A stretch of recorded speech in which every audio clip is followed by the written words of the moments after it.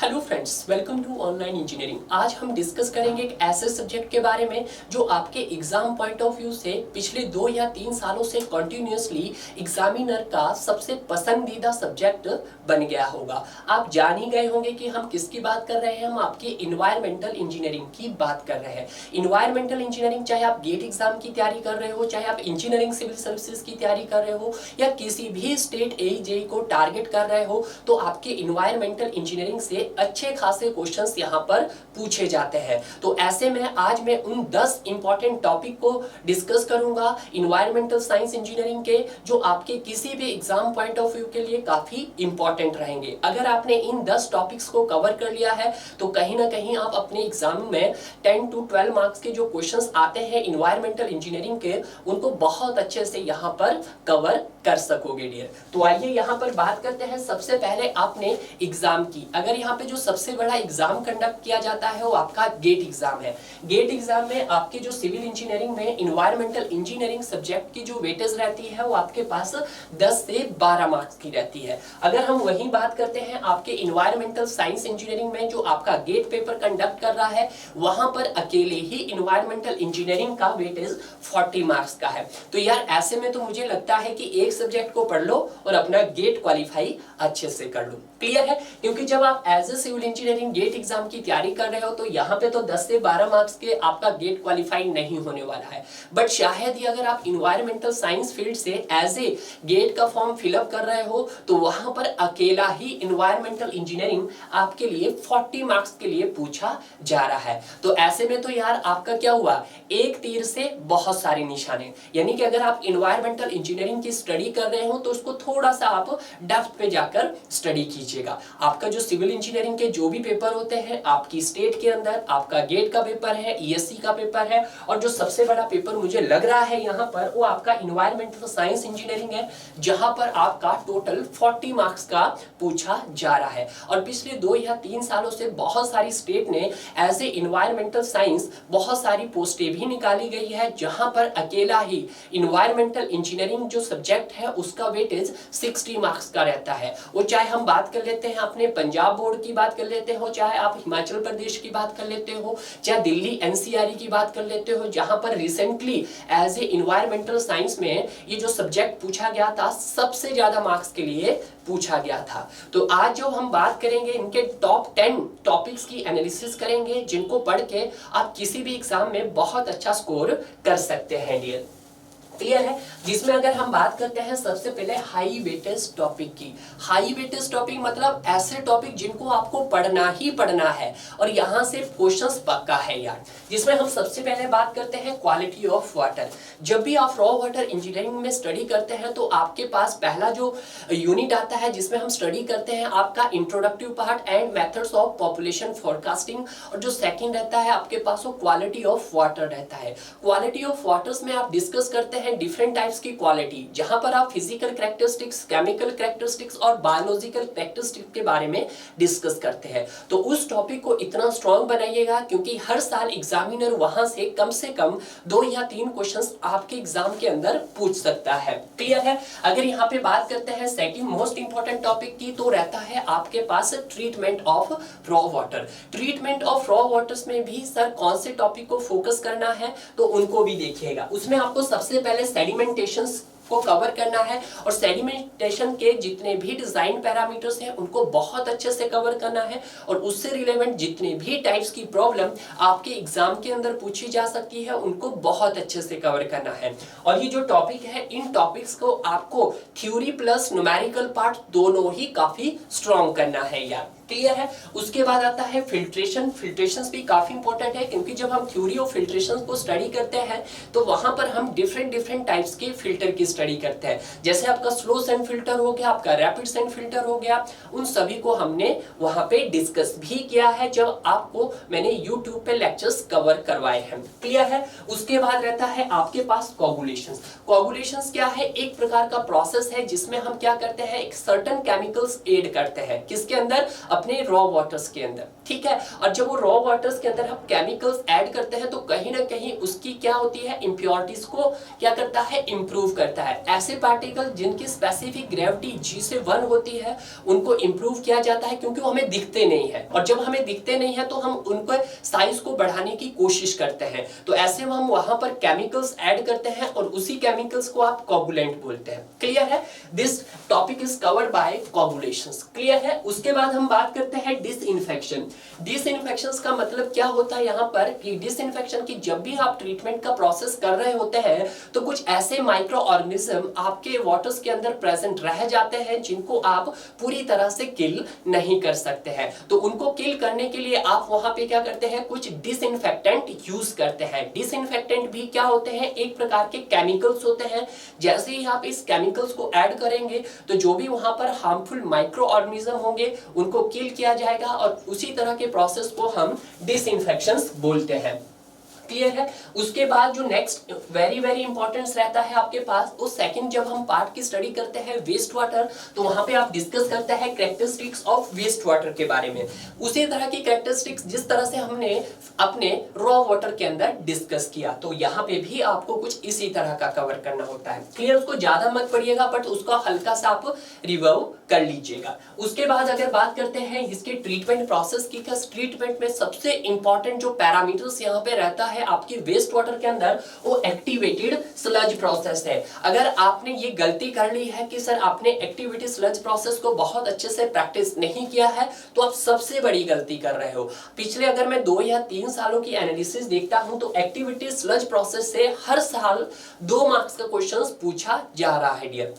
Clear है? उसके बाद रहता है आपके पास disposal of sewage. Disposal of sewage की वो सीवेज जिसको आप अब डिस्पोज कर रहे हैं, कहां पे? वो आपका लैंड भी हो सकता है, आपका सी भी हो सकता है, और आपका कोई एनी वाटर बॉडीज भी हो सकती है। तो ये आप ऑब्वियसली जानते हो कि जब आप किसी रिवर्स के किनारे पे जा रहे हो, रिवर के किनारे पे कोई इंडस्ट्रियल एरिया है, जो इंडस्ट्रियल एरिया का जो भी वेस्टेज आ रहा है उसको आप कहां पे गिरा रहे हो? अपने रिवर्स पे फॉल डाउन करवा रहे हो। तो उस कंडीशंस में यहाँ पर एक ही तरह का क्वेश्चंस या न्यूमेरिकल्स बनता है जिसको आप डिस्पर्जन या डाइल्यूशंस बोलते हैं। क्लियर है? तो उसी के आधार पर जो क्वेश्चंस बना जा रहा है वो आपको किसी भी फॉर्म में हो सकता है, वो डीओ मिक्स की फॉर्म में हो सकता है, वो पीएच मिक्स की फॉर्म में हो सकता है, वो टेम्परेचर मिक्स की फॉर्म में हो सकता है, वो आपके पास बीओडी मिक्स की फॉर्म में हो सकता है, किसी भी मिक्स की फॉर्म में वो आपसे पूछ सकता है। ये क्लियर है? उसके बाद अगर हम बात करते हैं अपनी नेक्स्ट मोस्ट इंपॉर्टेंट टॉपिक की, वो एयर पॉल्यूशन एंड कंट्रोल की। अब यहाँ पे जो स्टूडेंट सबसे बड़ी गलती करता है वो अपना पहला पार्ट रॉ वाटर इंजीनियरिंग और दूसरा पार्ट वेस्ट वाटर इंजीनियरिंग उसको बहुत अच्छे से कवर कर लेता है, बट जब बारी आती है उसके पार्ट थर्ड और पार्ट फोर्थ की, यानी कि एयर पॉल्यूशन की और सॉलिड वेस्ट मैनेजमेंट की, तो उसको वो हल्के में लेता है। अगर आप ऐसा सोच रहे हो तो बिल्कुल गलत सोच रहे हो। इसको भी इतना ही आपने मेहनत करनी है जितना आपने 2 पार्ट्स को कवर करने में की है डियर। क्लियर है? उसके बाद रहता है नॉइज पोल्यूशन। हाँ, नॉइज पोल्यूशन कुछ एग्जामों में पूछा जाता है और कुछ एग्जामों में नहीं पूछा जाता है। अगर मैं गेट और ईएससी की बात कर लेता हूं तो नॉइज पोल्यूशन वहां आपके लिए काफी हेल्पफुल रह जाता है। क्लियर है? उसके बाद सॉलिड वेस्ट मैनेजमेंट, और सॉलिड वेस्ट मैनेजमेंट को भी बहुत अच्छे से कवर करना है। इसकी कैरेक्टरिस्टिक्स को भी उसी तरह से स्टडी करना है डियर आपने, जिस तरह से रॉ वाटर की कैरेक्टरिस्टिक स्टडी की, वेस्ट वाटर की कैरेक्टरिस्टिक स्टडी की, तो उसी तरह से सॉलिड वेस्ट मैनेजमेंट की कैरेक्टरिस्टिक्स को भी कवर करना है, क्योंकि कैरेक्टरिस्टिक्स के आधार पर ही आपके एग्जाम के अंदर न्यूमेरिकल टाइप की प्रॉब्लम पूछी जा सकती थी डियर। क्लियर है? तो ये तो थे आपके हाई वेटेज टॉपिक, और हाई वेटेज टॉपिक अगर मैं काउंट करता हूं तो टोटल आपके पास 7 हाई वेटेज टॉपिक यहां पर बने आपके एनवायरमेंटल इंजीनियरिंग में। क्लियर है? अगर यहाँ पर बात करते हैं हम अपने मॉडरेट वेटेज टॉपिक, यानी कि ऐसे टॉपिक जिनको आप कभी छोड़ भी नहीं सकते हैं, क्लियर, जिनको पढ़ना तो ही पड़ेगा, जिसमें हम बात करते हैं सबसे पहले आपके population forecasting method and water demand की। जैसे आप जब पहला पार्ट कवर करते हो, यानी कि पहला यूनिट स्टडी करते हो आपके रॉ वाटर्स के अंदर, तो वहां पर आप various different types of demand की स्टडी करते हैं and various method of population forecasting की स्टडी करते हैं, जिसमें आप सबसे पहले arithmetic increase method, geometric increase method, third आपका incremental increase method, logistic curve methods, कुछ इस तरह के मेथड की स्टडी करते हैं तो उनका आप एज ए एप्लीकेशन यूज करना भी अच्छे से आना चाहिए, क्योंकि यहां से भी आपके पास डाटाबेस क्वेश्चन और as a numerical type questions आपके एग्जाम के अंदर पूछा जा सकता है। ये क्लियर है।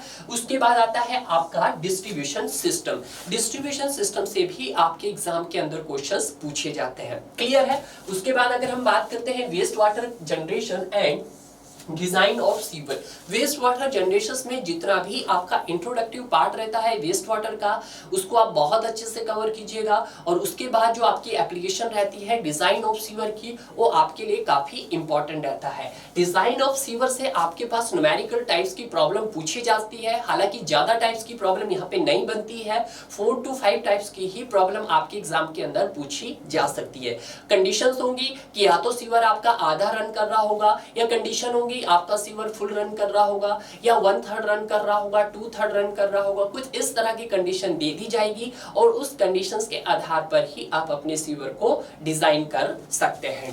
क्लियर है। उसके बाद preliminary and primary treatment of sewage. अब सीवेज की बात आती है कि जब भी हम जैसे रॉ वाटर ट्रीटमेंट को डिस्कस करते हैं तो उसी तरह से हम अपने सीवेज के ट्रीटमेंट को भी स्टडी करते हैं। जैसे आपका सबसे पहले प्रीलिमिनरी ट्रीटमेंट आता है, उसके बाद प्राइमरी ट्रीटमेंट आता है, सेकेंडरी ट्रीटमेंट आता है, एंड आपका टर्शरी ट्रीटमेंट आता है, यानी कि फाइनल ट्रीटमेंट आता है। प्रीलिमिनरी ट्रीटमेंट का एम होता है कि जितने भी आपके सॉलिड पार्टिकल्स हैं और जितने भी आपके फ्लोट हो रहे हैं पानी के अंदर, उनको आप रिमूव करना। तो उसके लिए आपके डिफरेंट तरह के प्रोसेस वहां पर यूज किए जाते हैं। जैसे सबसे पहले हम स्क्रीनिंग का यूज करते हैं। स्क्रीनिंग में क्या होता है कि जितने भी फ्लोट पार्टिकल्स होते हैं उनको टारगेट किया जाता है। स्क्रीनिंग के बाद क्या किया जाता है सर, आप डेटीरियस टैंक में ले जाते हैं। डेटीरियस टैंक में क्या करते हैं आप सर, ऐसे पार्टिकल्स को रिमूव करते हैं जो थोड़ा साइज में बड़े होते हैं। ठीक है, जैसे आपका ग्रिट हो गया, आपका सैंड हो गया, सिल्ट हो गया, एक्सेट्रा हो गया। क्लियर है। उसके बाद आपका स्किमिंग टैंक आता है। स्किमिंग टैंक के अंदर आप क्या करते हैं कि ऐसे पार्टिकल्स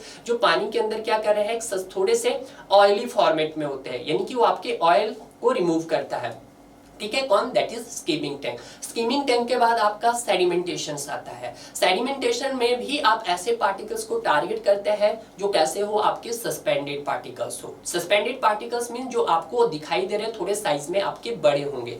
क्लियर है। अगर मैं बात करता हूं सबसे पहले स्क्रीनिंग की, स्क्रीनिंग के बाद सर डेटीरियस टैंक, और डेटीरियस टैंक के बाद स्किमिंग टैंक। तो इन तीन प्रोसेस को जब हम यूज करते हैं तो इसी को बोला जाता है प्रीलिमिनरी ट्रीटमेंट। बट इन तीनों ही प्रोसेस के अंदर जब हम ऐड कर देते हैं सेडिमेशन टैंक को, तो इसी को बोला जाता है आपके पास प्राइमरी ट्रीटमेंट। क्लियर है। उसके बाद सेकेंडरी ट्रीटमेंट आता है। सेकेंडरी ट्रीटमेंट में भी आप उसी तरह का प्रोसेस करते हैं जिस तरह से आप रॉ वाटर्स का करते हैं। ठीक है, तो ये बात भी आपको अच्छे से ध्यान रखनी। उसके बाद ट्रिकलिंग फिल्टर्स। ट्रिकलिंग फिल्टर का भी यहाँ पे बहुत सारे इंपॉर्टेंट फॉर्मूलेज है जिनको आपने एग्जाम पॉइंट ऑफ व्यू से काफी अच्छे से लर्न करना है। उसके बाद आता है आपका स्लज डाइजेशन। स्लज डाइजेशन को भी आपने उतनी ही इंपॉर्टेंस देनी है जितनी आपने प्रीवियस टॉपिक को दी है। क्लियर है। अब यहाँ पर हम बात करते हैं ऐसे टॉपिक की जो मिनिमम वेटेज रखते हैं, जो कम से कम आपको 1 मार्क्स के लिए देखने को मिल सकते हैं, जिसमें हम बात करते हैं सोर्सेज ऑफ वाटर में। सोर्सेज ऑफ वाटर्स में यहाँ पर आप 2 टाइप के सोर्सेज की स्टडी करते हैं। पहला सोर्स रहता है आपका सरफेस सोर्स और दूसरा सोर्स रहता है आपका सब सरफेस सोर्स।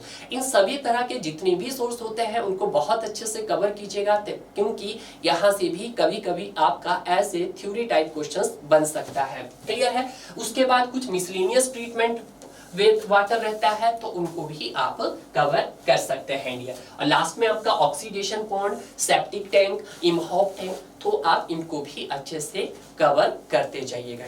तो मैं आपको बार बार यही बोल रहा हूं कि अगर आप इन्वायरमेंटल इंजीनियरिंग को अपना टारगेट कर रहे हैं तो यार इसको थोड़ा सा डेप्थ पे जाके स्टडी कीजिए, क्योंकि एक आज की डेट में अलग से इसकी पोस्टें निकल रही है जिसमें आपका अकेला इन्वायरमेंटल इंजीनियरिंग 60 मार्क्स के लिए पूछा जा रहा है। कई स्टेट के अंदर देखा हो आपने, अभी हाल ही में जैसे आपका पंजाब में एई की वैकेंसीज निकली है, वहां पर तो आपका 60% जो सिलेबस है वो आपका इन्वायरमेंटल इंजीनियरिंग का है। हिमाचल प्रदेश में आपकी जेई की वैकेंसीज निकली है तो वहां पे भी आपका जो इन्वायरमेंटल इंजीनियरिंग का जो वेटेज है वो 60% का है। ठीक है। और ये एनसीईआरटी के अंदर आपने देखा होगा डायलिस के अंदर की प्रीवियस ईयर्स में भी जो पोस्टर निकली थी 10 से 12, उसमें जो सबसे ज्यादा मार्क्स का जो पूछा जा रहा था वो आपका इन्वायरमेंटल इंजीनियरिंग पूछा जा रहा। और पिछले कुछ 1 या 2 सालों से पीएसयू भी इसके ऊपर काम कर रहे हैं और पीएसयू ने पिछले 1 साल में इसकी बहुत सारी वैकेंसीज निकाली थी कोल, जिसमें टोटल 62 के आसपास वैकेंसीज निकाली थी। अगर आप यहाँ पर अपना कैरियर देख रहे हो कि सर हम ऐसे इन्वायरमेंटल अपना कैरियर बनाना चाहते हैं, तो इस सब्जेक्ट को बहुत अच्छे से कवर कीजिएगा। As a technical point of view से भी नहीं, बट ये आपके किसी भी एग्जाम को अगर आप टारगेट कर रहे हो जीएस के तौर पे भी यहाँ से क्वेश्चंस आपके एग्जाम के अंदर पूछा जा सकता है डियर। अगर आपको जितनी भी मैंने डिटेल्स बताई है, अगर आपको डिटेल अच्छे लगे हैं डियर, तो प्लीज मुझे कमेंट कीजिएगा। अगर आप इसी तरह की वीडियोस चाहते हो कि सर और भी टॉपिक वाइज हमें एनालिसिस करवाइएगा, तो आप मुझे प्लीज कमेंट कीजिएगा और मेरे चैनल को सब्सक्राइब कीजिएगा।